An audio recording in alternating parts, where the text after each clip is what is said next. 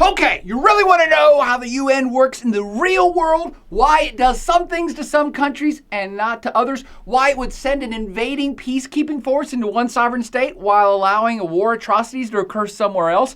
Or why an economic sanction would be placed on a sovereign state while perhaps the dictatorship bastard of another really destroys its own population unhindered by the United Nations? Ahaha!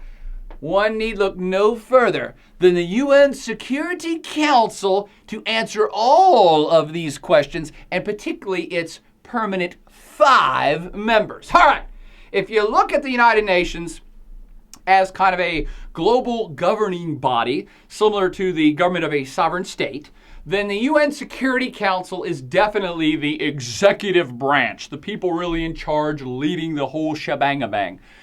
Now, to continue that analogy, within any executive branch of a state government, there's a top dog, a king or a cleric, a president or a prime minister, who does have ultimate authority over the entire damn place. So if the UN Security Council as a whole is the executive branch, then the permanent 5 members of that council are really like the president, the head honchos, holding ultimate authority, not just over the executive branch, but over the entire UN body. And they have this ultimate authority because they have veto power to stop anything dead in its tracks. But before we get to that specifically, let's look at the Security Council in general and how it operates and why this veto power for the permanent 5 is so important. Well, the UN Security Council is comprised of 15 members. 10 of them are rotating, 5 of them are permanent. Keep talking about the permanent 5. The 10 rotating seats, and these are countries, sovereign states that hold these seats, have 2-year terms. So every year, the General Assembly will vote for a handful of countries and say, okay, Turkey or Brazil or Zimbabwe, it's your turn to have a seat at the UN Security Council, and you'll be there for 2 years. Now, they actually break it up so it's 5 at a time. So they're not voting in 10 new states every year. It's 5 this year, and then they have a 2-year term, and then 5 that were there, they'll go next. So it's a rotating 10, 5 every year.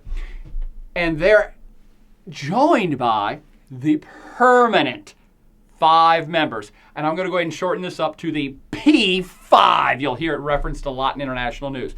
And who are these guys with ultimate power that are so important? I keep raging about it.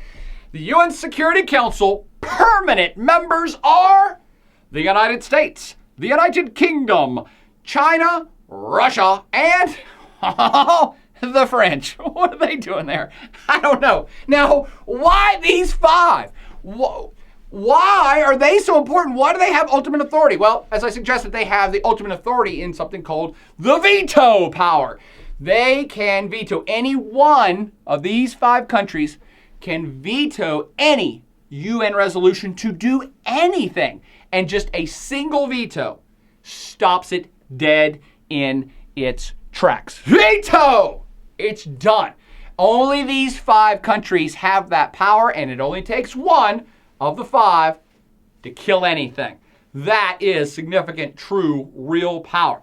Now, before we go into how these guys play off each other, why these 5? Who died and left these 5 in charge? Why do they get ultimate authority over this global institute? What do these 5 countries have in common? They're kind of big, powerful countries, but France, really? Is that a superpower? No. What do they have in common?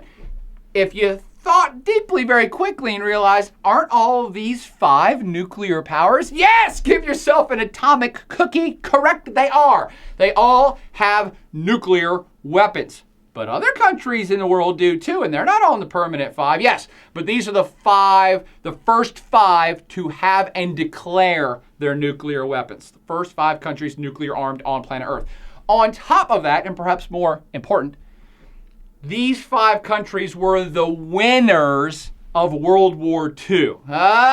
keeping in historical context here, the UN itself was formed just after World War II. And who's going to get to make all the rules for this new institution right after World War II and gets all the power in this institution created right after World War II? The winners of World War II, of course. They're not going to let the losers, the countries that were punished after World War II, the bad guys, they're not going to get any power, not permanent power. So the winners, the Allied forces that defeated the Germans and the Japanese. And that, of course, the main players were the United States, the UK, France, and Russia. I know a lot of people forget this, but Russia was on the Allied side fighting against the Nazi Germany. So they get the power because they won in Europe, but China is a little more complicated. It was on the winning side because it allied with all the good guys. They didn't really do a whole hell of a lot of fighting. We'll save that for another lecture. Just know it for now, though. They were counted as part of the winning team, and therefore they got a seat at the permanent 5 table with the ultimate veto power after World War II. I mean, countries looked around and said, hey, well, China was powerful in the past. They got a lot of people, so we should give them a voice. Now, how have these major power players on the P5 played off each other over the course of the last 60 years? As you might have already figured out, the United States, global superpower, has the United Kingdom on its side for virtually all votes or any opinions or resolutions that get passed. Whatever the U.S. says, the UK is typically a lapdog to U.S. foreign policy. So the U.S. says, we would like this passed to the UN. And the UK's like, okay, we'll vote for that too. That's kind of one side of this team, one side of the council. The other side, of course, are the Russians and Chinese, which typically, but not always, but typically support each other's resolutions and each other's opinions. And that's kind of the way it's been for certainly most of the Cold War, but even into today's world. This team West versus that team East with the Frenchies, somewhere in the middle. Sometimes they vote with the Chinese, sometimes they vote with the British. They're always kind of a wild card. What's problematic about these 5, though? Maybe you're also considering very quickly, these 5 countries have the power to stop anything globally? Anything, yes. They can stop any UN invasion, any UN peacekeeping, any UN sanctions. Any one of these 5 could stop the United Nations from actually going in and stopping a genocide. Any one, veto, and it's not going to happen. So what's problematic about this? Well, who's not here? Most of planet Earth is actually not represented on this council. Where's India? They got like 1.5 billion people. Where's Africa? Where's South America? I mean, there's a whole side of the planet is not represented on the P5. So that's slightly problematic, but let me hold on one more second. We'll come back to that in just a minute. How do the dynamics of this group work to get things done or not done at the United Nations? Well, any council resolution, any UN resolution to do anything has to go through this council. So the General Assembly crafts a resolution to say, invade this country, send a peacekeeping force, have a sanction, do this, blah, blah, blah. And those countries will vote on it at the Assembly, and then it has to pass through this body. Again, it's much like the president signing something into law. This body has to give it the okay. And any one of the permanent 5 can nix it with one single veto. And speaking of numbers, you probably need to know this. For any resolution to get passed through the entire UN Security Council, a resolution must have 9 yes votes. 9 of the 15 must vote yes. And there must be no vetoes. Repeat, no vetoes. That's right, there can be no vetoes. So 9 yes votes and certainly no veto votes. So the 10 rotating, they may vote against it, but they don't have veto power. So 1 or 2 or 5 of the rotating countries could say, no, we don't like it, we're not going to vote for it. There's no consequence. As long as you get 9 total yeses and no vetoes, then it will go forward. A country actually can abstain from the vote, and we'll talk about this in the next section, but a country can say, hey, we don't like this resolution, but we're not going to get in the way of progress. If everybody on the Security Council wants it but us, we're not going to veto it. We simply won't vote. We can save face. Come back to that with some real-world examples in just a bit.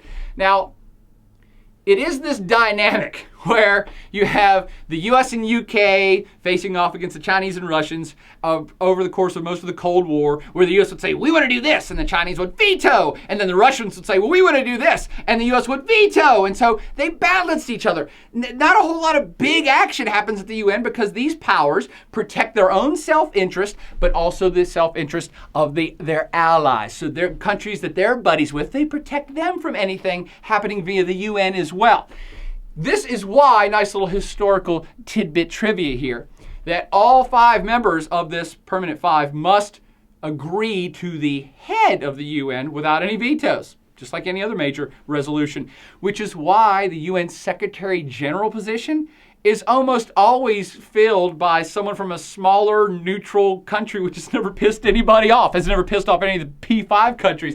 I mean, have you ever wondered why the Secretary General of the UN is always from like an African state that you probably can't locate on a map? And the current one is from South Korea, and there's been ones from Burma before. So that's why, because the Chinese are not going to allow the U.S. to have the head of the United Nations position, and the U.S. is not going to allow the Russians to have it, so they would always veto each other. It has to be a smaller, neutral nation, which has never pissed anybody off.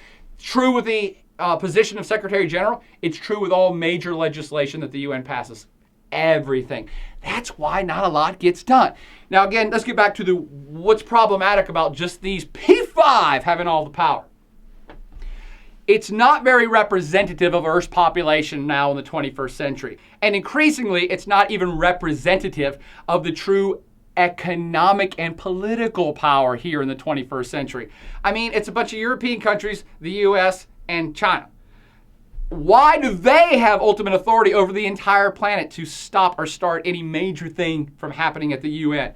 There has been a lot of talk of redistributing this power to better reflect today's world and who has the real authority and the real power and who should be on this council. And I do want you to know this. There have been 5 countries that's already been tagged as possible new members of the Permanent Security Council. And those 5, in no particular order, are Germany, Japan, India, Brazil, and South Africa. Now, this may make a lot of sense. You look at Germany and Japan and say, holy crap, they're top 5 world economies. They're major movers and shakers on the world stage. How come they're not on the Security Council already? Again, because they were the bad guys in World War II. Bad, bad, bad Japanese, bad, bad, bad Germans. You are bad. You cannot have the power. But that was a long time ago now. And people are saying, hey, we have a lot of authority in the world as a major economic power. We should probably have some P5 love as well.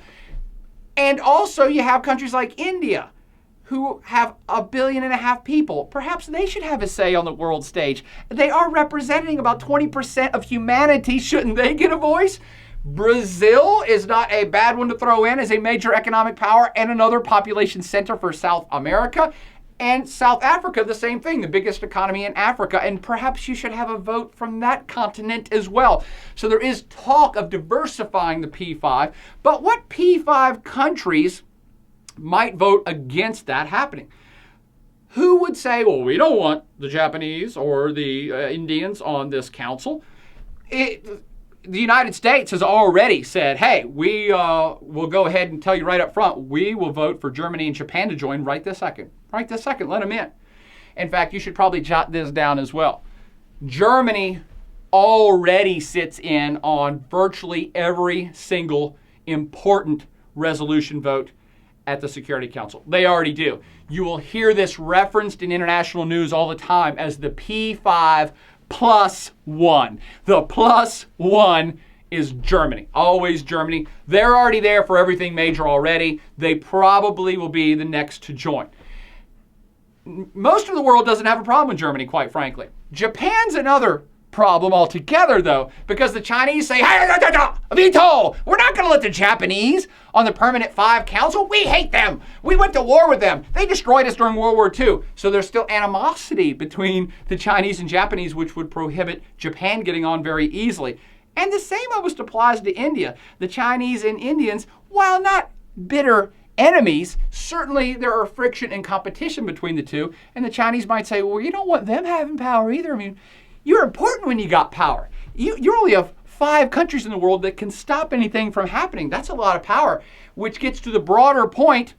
Wouldn't every member of the P5 veto anybody joining? Think about it. Why would you want to dilute your own power? So it's very possible that without a major restructuring of the UN as a whole, that none of the P5 would ever allow any country to join.